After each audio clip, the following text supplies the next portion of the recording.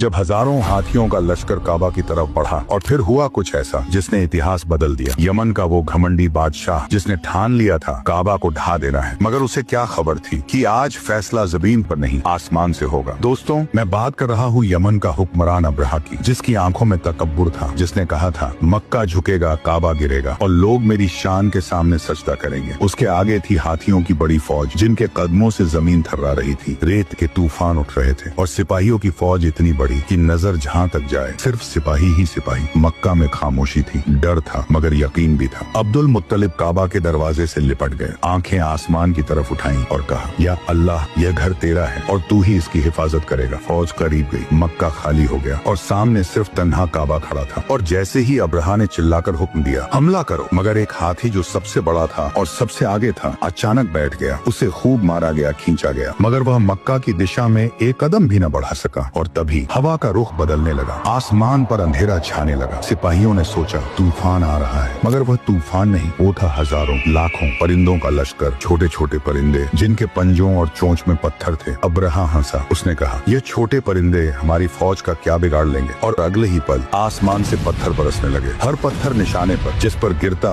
उसका जिस्म चीर देता। सिपाही चीखने लगे, हाथी भागने लगे, फौज टूटकर बिखर गई, हर तरफ अफरा तफरी मच गई। वह छोटे पत्थर नहीं थे, वह अल्लाह का अजाब था। कुछ ही जब हजारों हाथियों का लश्कर काबा की तरफ बढ़ा और फिर हुआ कुछ ऐसा जिसने इतिहास बदल दिया। यमन का वो घमंडी बादशाह जिसने ठान लिया था काबा को ढा देना है, मगर उसे क्या खबर थी कि आज फैसला जमीन पर नहीं आसमान से होगा। दोस्तों, मैं बात कर रहा हूँ यमन का हुक्मरान अब्रहा की, जिसकी आंखों में तकब्बुर था, जिसने कहा था मक्का झुकेगा, काबा गिरेगा और लोग मेरी शान के सामने सजदा करेंगे। उसके आगे